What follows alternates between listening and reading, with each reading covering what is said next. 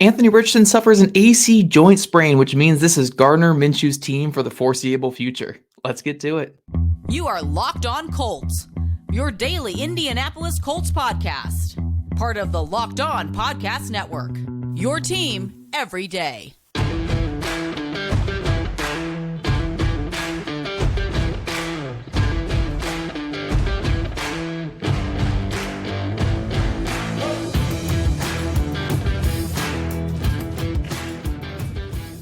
Thank you all for tuning in and making us your first listen of the day. This is your daily podcast covering your Indianapolis Colts, part of the Locked On Podcast Network, your team every day. This episode is brought to you by Game Time. Download the Game Time app, create an account, and use code LOCKEDONNFL for $20 off your first purchase. Last minute tickets, lowest price, guaranteed. Hello, everyone. I am Zach Hicks. I am here without my buddy Jake Arthur. Jake Arthur is kind of like the Anthony Richardson of this show. He's the talent that you guys are all tuning in to watch. And then I'm kind of like the Gardner Minshew. I'm the goofy looking dude who, is kind of just the stable bottom floor of the show here. So I'm going to do my best Gardner Minshew impression on today's episode and try to carry this show with the loss of our Anthony Richardson and Jake Arthur. But he'll be back. Jake's a little sick right now, a little under the weather. So it's me solo today, me solo tomorrow. And then we'll play it by ear with Jake after that. But guys, I have a fun show planned for you. We're going to talk all about Anthony Richardson, obviously. So I guess maybe not the most fun show ever, but we're going to talk about Anthony Richardson's injury, what we kind of know at this point, or what we can kind of speculate at this point. We still don't have a definitive thing about that, so we're going to get into that conversation. Then we're going to go into a Gardner Minshew-led Colts offense, because regardless of what comes out in the next couple of days about Anthony Richardson, we're at least going to get Gardner Minshew for a couple weeks starting for the Colts. So we obviously want to talk about, what are some things that the Colts can do with Minshew at quarterback? Where are they kind of limited with Minshew, and where can they maybe exceed a little bit more with Minshew? And then finally, we're going to finish off this show by talking about Zach Moss, his career day, and why he was simply fantastic on Sunday against Tennessee Titans. But first, let's kick it off with Anthony Richardson. Obviously, the most heartbreaking aspect of this past game is Anthony Richardson could not finish another game. This makes it 2 games now this year. I mean, the first game he technically didn't finish, but he wasn't on the injury report. It really wasn't much of an injury there outside of just, hey, he's running a little reckless. Let's get him out of this game that we're not winning. So in my mind, it's 2 games he's left early with an injury. The concussion that he suffered in week 2 left after the first quarter. And this past week with the AC joint sprain left halfway through the second quarter. So now we're Colts are 3-2 right now, week 5. Anthony Richardson, their star quarterback, their quarterback that was supposed to be their franchise passer, has only played like 2.5 games at this point. He's going to be out for another couple weeks. We're looking at him being, a rookie quarterback who's played 2.5 games out of maybe his entire rookie season. It could be of, all 17. Like, who knows? I don't know what it's going to be as of right now. It's a lot of speculation at this point. But I totally understand people who are worried about his long-term health, worried about his short-term health, worried if this is just going to be him going forward, because he's been banged up or injured in pretty much every game he's played. I think some parts of that is just him being a 21-year-old that's still acclimating to the speed of the NFL and acclimating to the physicality of the NFL. But again, we can't just write this stuff off. It is happening. There are injuries happening. So I totally get the people who are concerned about it. Maybe it's a little too early to say injury prone, because these are normal injuries that happen. I actually have the numbers right here. Basically, all NFL quarterbacks suffer a concussion at some point in their NFL career. Like the studies are pretty vast on that. A lot of quarterbacks suffer some sort of concussion in their career. I mean, you got quarterbacks like Aaron Rodgers who have suffered like 4 to 5 concussions in their NFL career. So it happens a lot. Concussions or brain injuries happen quite a bit in the NFL. So him getting that in week 2 of his rookie season obviously stinks, but it is something that's going to happen in the NFL.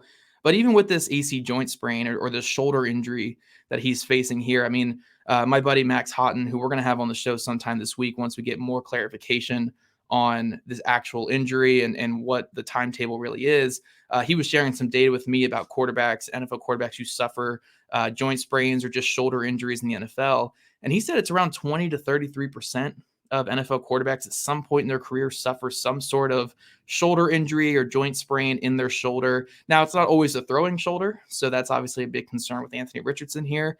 But it is fairly common for quarterbacks to suffer some sort of shoulder injury in their career. So yes, you can say injury prone, maybe. Like, I get it. I totally get it if you're going that way, but these are two very common injuries, and they just happen to happen so early in his career. It just stinks to talk about it to this point. So I wanted to just kind of dispel that at first, or at least talk about that at first. But let's get into this potential injury real quick.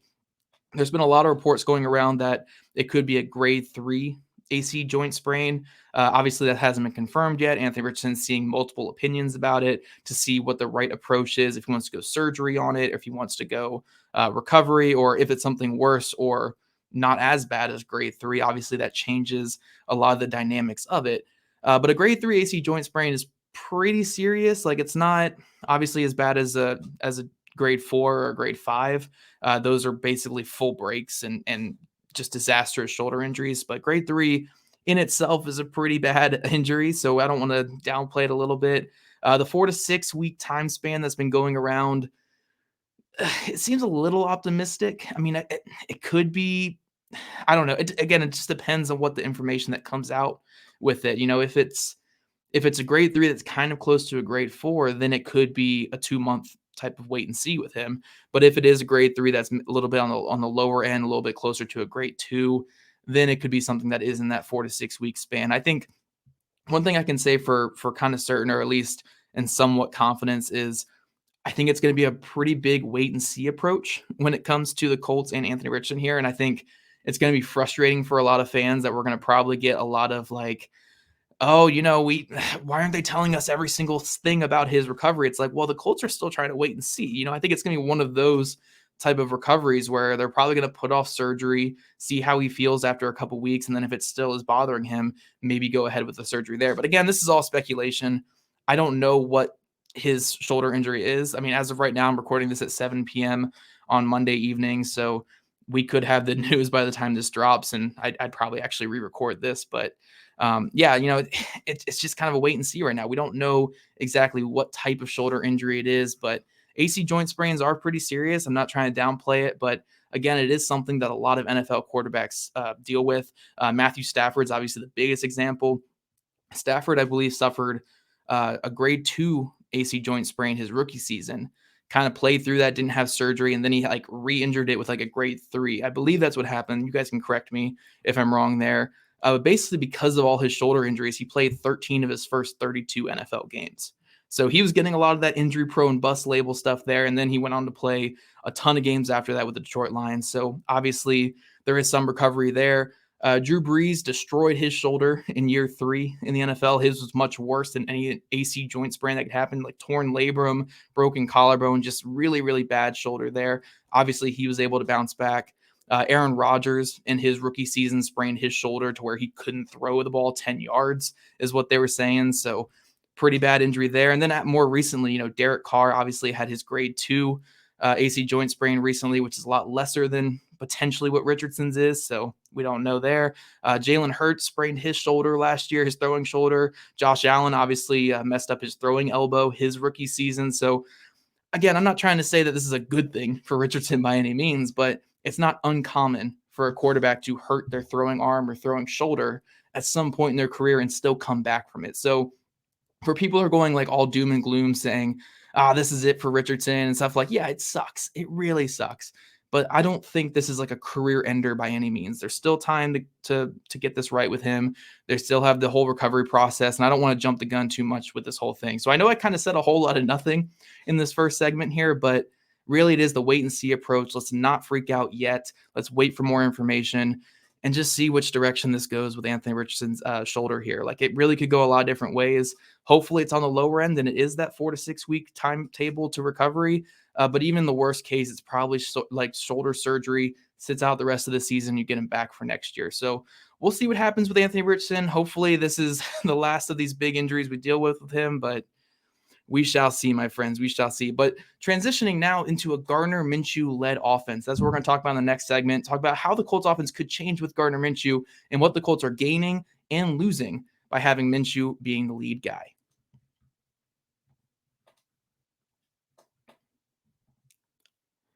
And you shouldn't have to worry when you're buying tickets to your next event because Game Time has got you covered. Guys, I hate buying tickets for concerts. I love concerts. I'm wearing my Bayside hoodie right now.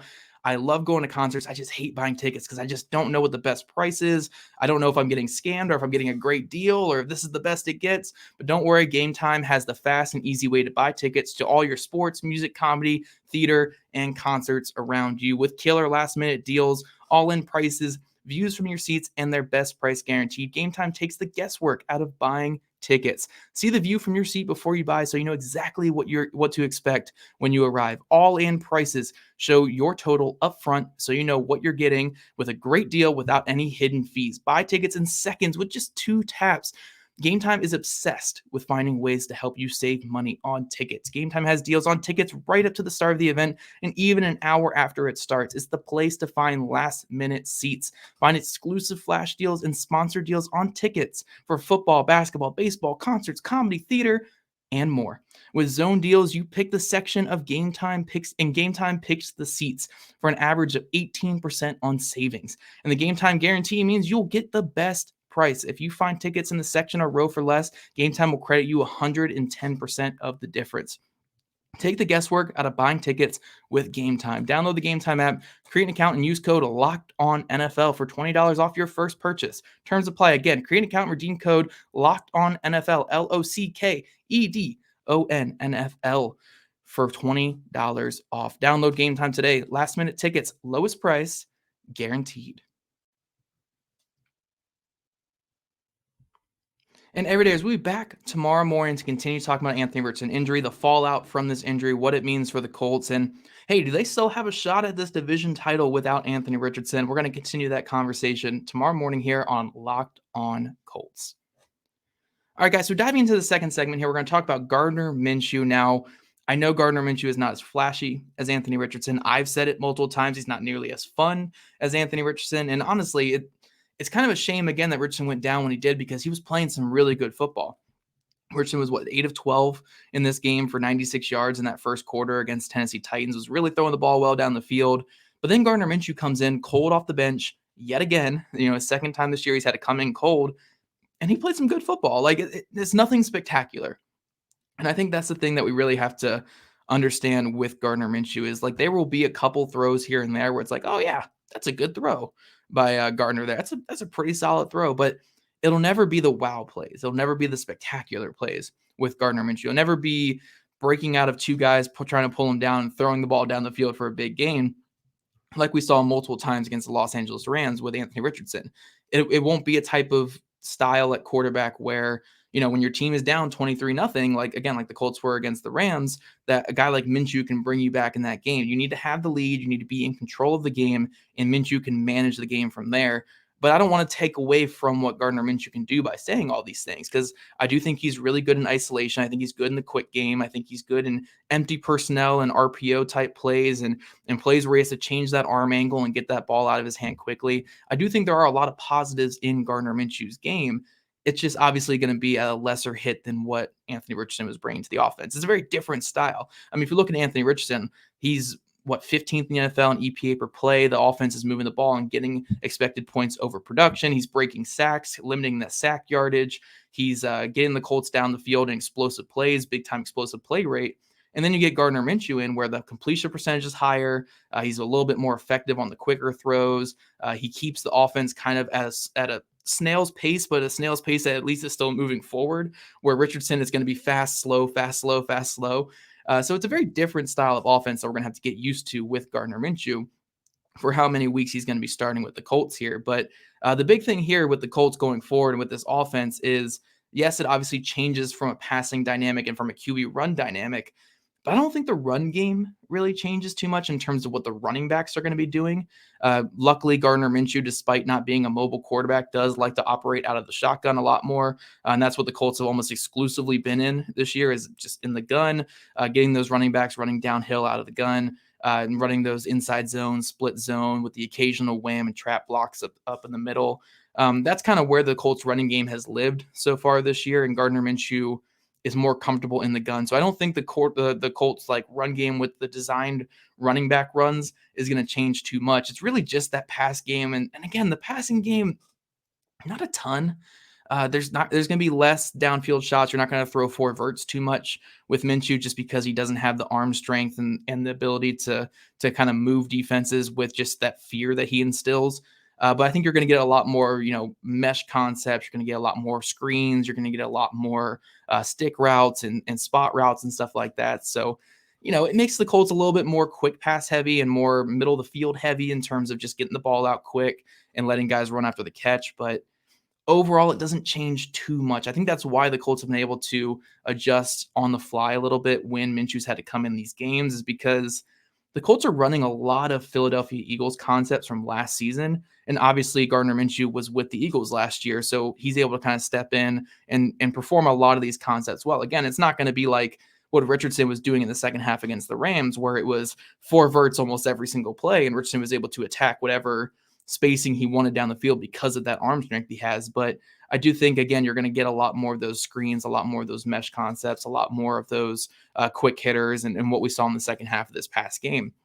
And look, if the script is favorable and the game situation is favorable, Minshew is a plus quarterback to have. He's a guy who's not going to turn the ball over. He's a guy who can get the ball out and he can convert those third and short opportunities into first downs and just keep that offense going. I mean, we saw a fantastic drive by the Colts this past weekend on Sunday where they had the ball back with 8 minutes left with up 20-16, and the Titans get the ball back with under a minute left, down 7 points. And the Colts were able to milk the entire clock down 7 minutes, and Minshew made it several big throws in that. He had a third down completion to Zach Moss in the flat, which went for a big gain. He had the deep throw to Alec Pierce that probably would have been a big play if it wasn't for pass interference. And then obviously the big throw to Alec Pierce on the next third down conversion on the stick route. So I think Minshew is just that type of guy where, yes, he's got some of that gamer in him. He's got a little bit of that gunslinger mentality with him, but it's not really reckless and it's not him trying to do more than what his talent actually is. He's not going out there thinking he's Josh Allen. He thinks he's Gardner Minshew. He thinks he's Gardner Minshew. He's going to throw the little sidearms here and there. He's going to get the ball out quick. He's going to get it on time, and the offense is going to be better for it. And look, if the opportunities are not down the field for him, he's not going to take them. And we want explosive offense, but Gardner Minshew is not going to force explosives just because. He doesn't have that type of ability, and he knows it. He knows what Gardner Minshew is better than any of us know, which is a really good thing about him and what makes him a really good backup quarterback. So really what the Colts are really losing with this is they're losing those off-platform throws that Richardson would give you, and those throws where you're getting outside the pocket and delivering a strike down the field. And the biggest one is the sack avoidance and turning potential big sacks into a 1-yard loss or a 2-yard loss. We saw in that Ravens game when Minshew started that he was taking big time sacks by Kyle Hamilton without recognizing the blitz and obviously losing a lot of yardage on those sacks, where Richardson was only losing a combined total of like 2 yards per sack this year. So that's a tough thing to get hit with, is losing that kind of you have a quarterback like Richardson who takes away a lot of negative plays because of that, where Minshew, you're going to get those negative plays back in your offense. And when you have an offense that's so rhythm based and so, success rate based, where it's like, I'm going to get 4 yards on first down, 3 yards on second down, and then the 4 yards on third down to get a first. When your offense is so predicated on that, you can't have negative plays like sacks or penalties. So you kind of lose that dynamic by losing Anthony Richardson. But again, with a Gardner Minshew type offense, if your offense is playing sound, and if your players are out there making plays like getting open, getting to their right spots, and the running game is still clicking with the blocking and with the running backs moving, Minshew is an adequate quarterback who can run that type of offense. The rest of the players need to step up. They did this past weekend, and that's why the Colts were able to get a win. But I think Gardner Minshew is a really capable backup who can, sneak out a couple wins for the Colts. I mean, he's got the big revenge game this week against the Jacksonville Jaguars in Jacksonville, so that'll be a fun one. I'm not counting the Colts out completely with Gardner Minshew at the helm. We'll see just how many games that is, obviously, going forward. But coming up, guys, we're going to move off of the quarterback talk. We're going to talk about the one biggest shining star from this past game, and that is running back Zach Moss, not Jonathan Taylor, Zach Moss, who had a career day against the Tennessee Titans. Snap into action this NFL season with FanDuel, America's #1 sportsbook. Right now, new customers get $200 in bonus bets, guaranteed when you place a $5 bet. That's $200 in bonus bets, win or lose. If you've been thinking about joining FanDuel, there's no better time to get in on the action. The app is so easy to use. There's a wide range of betting options that include spreads, player props, over-unders, and more. So visit FanDuel.com/LockedOnNFL and kick off the NFL season. FanDuel, official partner of the NFL.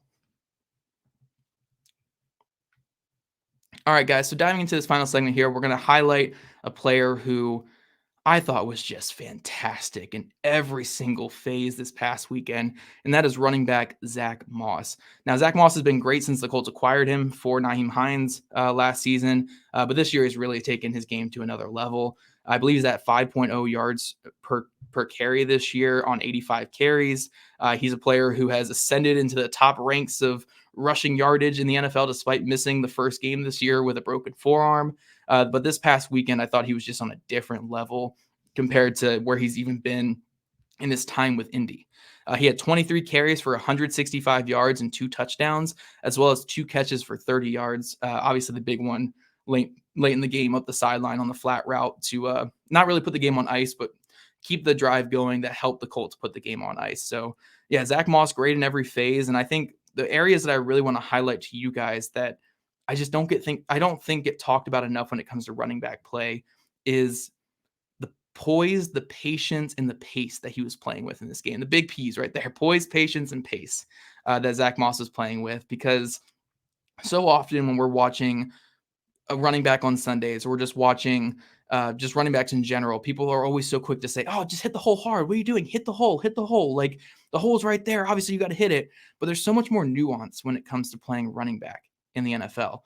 You can't just hit every hole because there's so many fake holes in the NFL. There's so many holes where, when you're watching it on TV, it's like, oh my gosh, look at that gigantic gap there. Like, a star running back burst through there for a 50-yard gain, whatever, you go right up the middle there for a 50-yard gain, where when you actually watch it, there's unblocked linebacker at the second level, to where if that running back hits that hole without trying to set up that linebacker, they're going to get tackled for like a 3 to 4 yard gain, where if they set up that linebacker and take the time to set it up, then it could be potentially a 50-yard gain, which we saw with Zach Moss. Obviously, on his touchdown run, he didn't really do much in terms of setting up linebackers, but on a lot of his other runs, he did. I mean, there was a stretch run to the outside where it was a fantastic stretch run. I wish the Colts called more stretch runs after I saw this, because I was like, oh my gosh, Zach Moss, this is like bringing me back to old Alfred Morris with the Washington Commanders back in the early 2010s, where the stretch runs where you have a running back that has such great vision and feel and patience that he's setting up blocks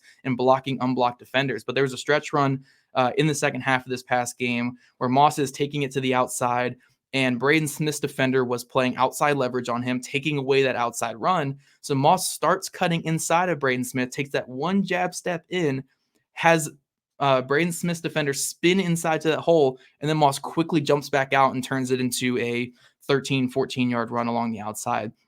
That's what I'm talking about, though, with pace and patience that Moss was playing with in this game, where if he's just hitting that hole hard, like he was a couple weeks ago, even like a couple weeks ago against Houston, he was running really hard and had a really strong game, but he was mostly just hitting that first hole he saw and then just getting his head down and running through guys. So I think Zach Moss, even of a couple weeks ago, hits that first hole, runs into Braden Smith's defender, and falls down for a 4 to 5 yard gain. But because he took the time and he had the confidence and the poise and the patience, again, to jab step inside, jump back outside, and get to that corner, he turned a 3, 4, 5 yard run into a good, 12, 13, 14 yard run to the outside. Just that pace that he was playing with in this game was outstanding. I thought he had great burst in this game as well. There were a lot of runs where he was going to take the patient route, but then he saw an unblocked defender coming from his left or coming up the middle, whether it was a linebacker that was run blitzing or the backside defensive end just crashing hard, where he felt that player coming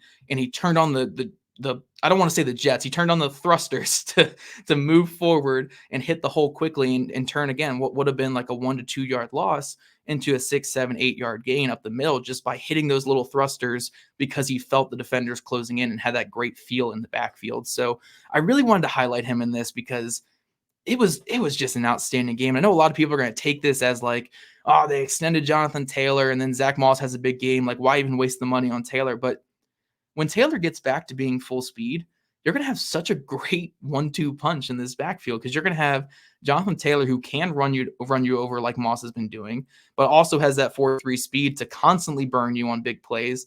But then you get Zach Moss, who's playing with such great patience and feel, and along with power and turning those small gains into big chunks because he just runs so hard. If you're a defense having to tackle those two guys all day long, maybe it's okay to have Gardner Minshew in there. Again, I'm not a run the darn ball type guy. I like it. I love running the ball. I think higher of it than most analytics people do. But I think that when you have a running back duo like the Colts have, and then you're going to have a somewhat limited quarterback in Minshew, I think this might be the avenue for the Colts to go. I'm not saying turn into the Tennessee Titans the last couple of years, but if you're trying to win a couple games in Richardson's absence, and you have these two running backs, one that's playing at a really high level, another one that's always played at a high level, still coming back from his offseason and injury and stuff, then the Colts could really have that 1-2 punch to lean on while Gardner Minshew just does his Gardner Minshew thing, gets the ball out quick, and lets the playmakers do their thing. But I did really want to take time in this segment, though, just to look at Zach Moss and say, this was the best version of Zach Moss I have ever seen personally. Even at Utah, where he was just playing some outstanding football and playing really confident and looking really good, this was the best version of Zach Moss because I just never have seen him this patient and poised in the backfield. I know that's my buzzwords right now. You guys are going to laugh at me in the comments, but I just never have seen Zach Moss play like this before. I always kind of regarded him as, he is what he is. He's the type of guy where you're going to give him the ball, he's going to hit the hole downhill, and he's going to carry 4 to 5 guys for an 8-yard gain.